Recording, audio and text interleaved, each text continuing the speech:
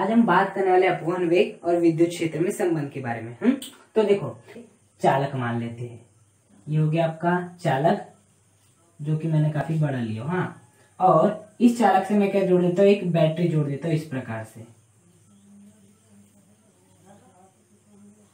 ये जोड़ दिया मैंने बैटरी। हाँ, ये हो गया इसका धनात्मक सिरा और ये होगा इसका ऋणात्मक सिरा।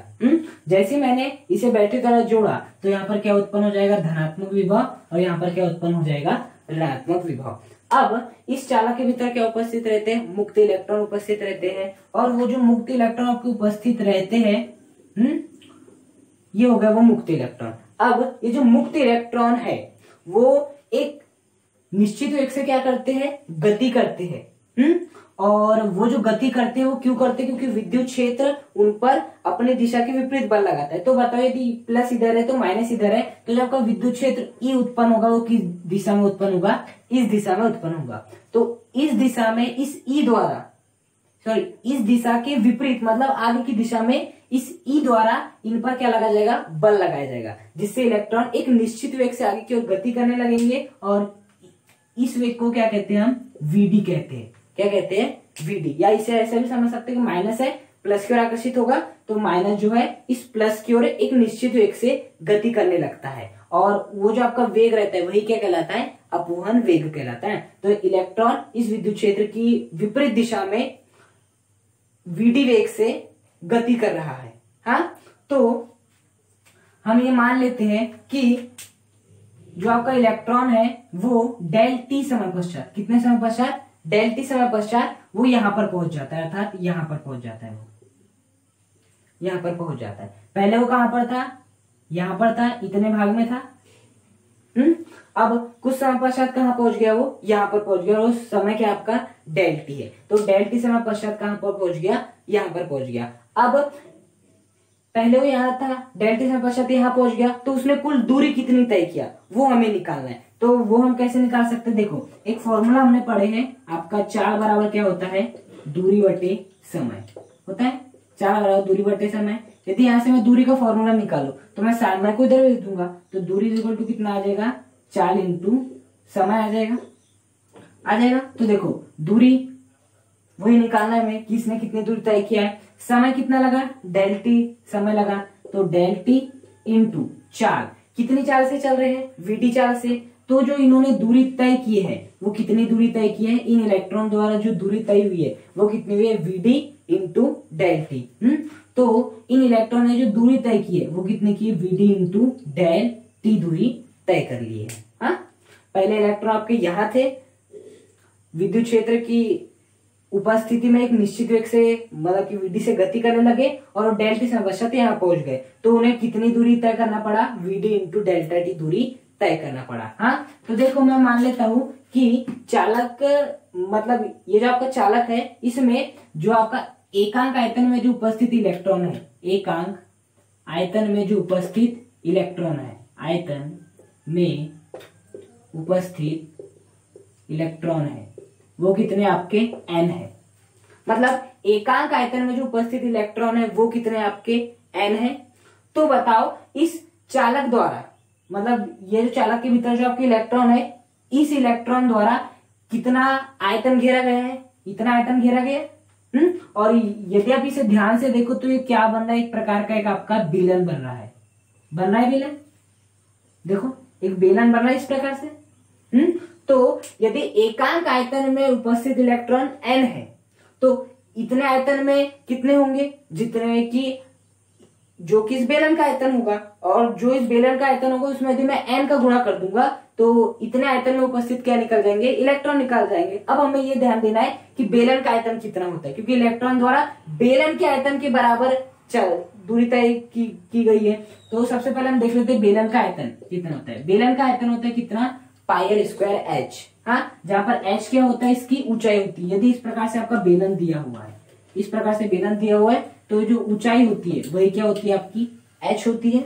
और ये जो पाई स्क्वायर होता है, देखो पाई तो कांस्टेंट है, आर का मतलब होता है इसकी त्रिज्या, ये जो रहती है आपकी, ये जो रहती है ये क्या है, इसकी त्रिज्या है, तो ये आर वही है आपकी। हाँ, तो ये जो पाई आर स्क्वायर है ये बेसिकली क्या है, ये जो आपका ये वाला भाग है इसका क्षेत्रफल ही तो है, क्योंकि बेलन का ये वाला जो भाग रहता है वो क्या रहता है, एक प्रकार से वृत्त रहता है, और वृत्त का जो क्षेत्रफल होता है वो कितना होता है आपका पाई स्क्वायर होता है। तो मैं मान लेता हूँ इस भाग का जो क्षेत्रफल है उसे कितना मान लेता हूँ, मैं ए मान लेता हूँ। है वो पाई स्क्वायर, लेकिन मैं पाई स्क्वायर के स्थान पे इससे क्या मान लेता हूँ, ए मान लेता हूँ। तो यहाँ से जो बेलन का आयतन निकल गया वो कितना निकल गया, ए इंटू एच, जहां पर ए बराबर पाई स्क्वायर एच। उसी प्रकार से देखो यहाँ पर ये भी एक प्रकार का बेलन है, इस बेलन का जो ये आपका क्षेत्रफल है उसे मान लेता हूँ कितना आपका कैपिटल ए है। कितना है, कैपिटल ए है। अब कैपिटल ए है, अब यदि मैं ऊंचाई की बात करूं तो देखो ऊंचाई इतनी हो जाएगी, वो कितनी है, v d into delta t. हाँ तो देखो आपका जो इलेक्ट्रॉन द्वारा जो आयतन तय किया गया है, इलेक्ट्रॉन द्वारा जो आयतन घेरा गया है वो कितना घेरा गया है, पहली बात तो आएगा ए, फिर आएगा इसकी ऊंचाई, ऊंचाई कितनी है, v d into delta t. तो कितनी आई है, v d into delta t आई है। हाँ देखो यदि किसी चालक के एकांक आयतन में उपस्थित n इलेक्ट्रॉन है, तब जो मुक्त इलेक्ट्रॉन द्वारा कितना आयतन घेरा गया है, इस बेलन के आयतन के बराबर घेरा गया है। यदि एक पेन की कीमत 5 रुपए है तो 4 पेन की कीमत कितनी होगी, 20। उसके लिए हमने क्या किया, 4 इंटू 5 कर दिए। तो उसी प्रकार से एक आयतन में, एकांक का मतलब एक आयतन में उपस्थित इलेक्ट्रॉन n दिए है, हमें इतने आयतन में निकालना है, तो हम क्या कर देंगे, बस n का इंटू कर देंगे। यदि एक पेन की कीमत 5 रुपए है तो 4 पेन की कीमत 4 इंटू 5। यदि एकांक आयतन में उपस्थित इलेक्ट्रॉन इतने हैं तो इतने आयतन मतलब इतने आयतन में उपस्थित इलेक्ट्रॉन कितने हो जाएंगे, a we D delta t into n. तो ये हो गया आपके कितने आयतन में, ये हो गया आपके a we D delta t आयतन में इलेक्ट्रॉन हो गए इतने, ये हो गया A V D delta t आयतन में उपस्थित इलेक्ट्रॉन। अब देखो अब हमें क्या निकालना है, आवेश का मान निकालना है बेसिकली। तो देखो जो आपका आवेश होता है, आवेश होता है आपका क्या होता है, Q is equal to n e. आवेश के क्वांटिकल के सिद्धांत से हम जाने आवेश बराबर कितना होता है, Q is equal to n e. अब देखो n क्या होता है, इलेक्ट्रॉनों की संख्या। क्या होता है, इलेक्ट्रॉनों की संख्या। तो देखो a v D delta t आयतन में कितने इलेक्ट्रॉन है, a v D delta t into n है, और E क्या होता है आपका इलेक्ट्रॉनिक आवेश है। तो जो n है ना, ये वाला n ये वाला नहीं है, ये तो एकांक आयतन में उपस्थित इलेक्ट्रॉन है, और जबकि ये वाला n बोल रहा है कि कुल इतने आयतन में उपस्थित कुल इलेक्ट्रॉन कितने हैं, जो कि कितने आपके a we D delta t into n है। तो मैं यहाँ पर क्या लिख दूंगा, इसे हम ना स्मॉल एन में लिख के क्या बनाते बड़े ताकि समझ में ना, तो कंफ्यूजन हो जाएगा। तो n क्या होंगे, स्थानांतरित इलेक्ट्रॉन की संख्या होती है, मतलब कि जितने इलेक्ट्रॉन स्थानांतरित हुए, कितने इलेक्ट्रॉन स्थानांतरित हुए इतने। तो यहाँ पर मान रख देता हूँ a we D delta t into n, हो गया, एन के स्थान पर रख दे वाली वैल्यू। अब ये जो आपका ई है, ये वाला ई का मतलब क्या होता है, इलेक्ट्रॉनिक आवेश, जिसका मान कितना होता है 1.6 इंटू 10⁻⁻⁹ कूलम। तो ये हो गया आपका आवेश क्यू का मान। हाँ अब देखना I इज इक्वल टू क्या होता है आपका, Q upon I is equal to Q upon T होता है, I is equal to Q upon T होता है। जो हमने समय लिए थे वो कितना लिए थे, डेल्टा टी लिए थे ना, डेल्टा टी समय पश्चात इलेक्ट्रॉन यहाँ से गए थे, तो इस टी के स्थान पे हम क्या लिख लेंगे, डेल्टा टी लिख लेंगे। हाँ अब देखो जो आपका Q का मान है वो कितना दे रखा है, a we D delta t into n e. तो यहाँ पर मैं Q के स्थान पे यही मान लिख देता हूँ, तो कितना दिया, A we D delta T N E दे रखा है। अब देखो डेल्टा टी से डेल्टा टी क्या हो जाएगा, कैंसर। तो देख जो फाइनली जो आपका आई का मान आ जाएगा वो कितना आ जाएगा, ए वी डी एन ई।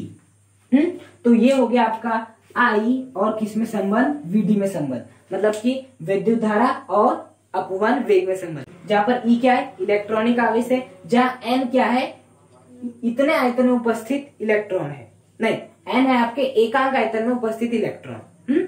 और जो आपका वीडी है वो क्या है, अपवहन वेग है, और ए क्या है आपका इस भाग का क्षेत्रफल, और आई क्या है विद्युत धारा। तो यही होता है आपका अपवहन वेग, अपवहन वेग भी आ गया, विद्युत धारा भी आ गया, अपवहन वेग और विद्युत धारा में संबंध। हाँ इसके लिए हमने क्या किया, सबसे पहले हमने मान ली कि एकांक आयतन में उपस्थित इलेक्ट्रॉन कितने थे, एन थे।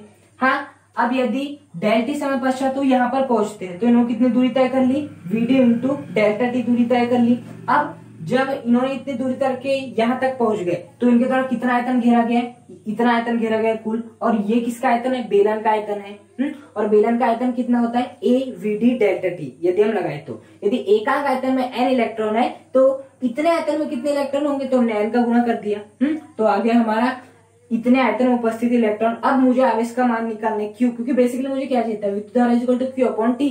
इस Q का मान चाहिए था, T का मान तो मालूम था डेल्टा T, पहले ही मान लिए थे हमने। तो Q का मान निकालने के लिए हमने ये पूरी पंचायत की है। तो Q इक्वल टू कितना होता है, n E होता है। तो देखो n का मान कितना है, a vd delta t into n, वो रख दिए। और ये आपका E जैसा का वैसा चल रहा है। अब Q के मान को यहाँ रख दिए, डेल्टा t से डेल्टा t कैंसिल, और I इक्वल टू कितना आ गया, a vd n E।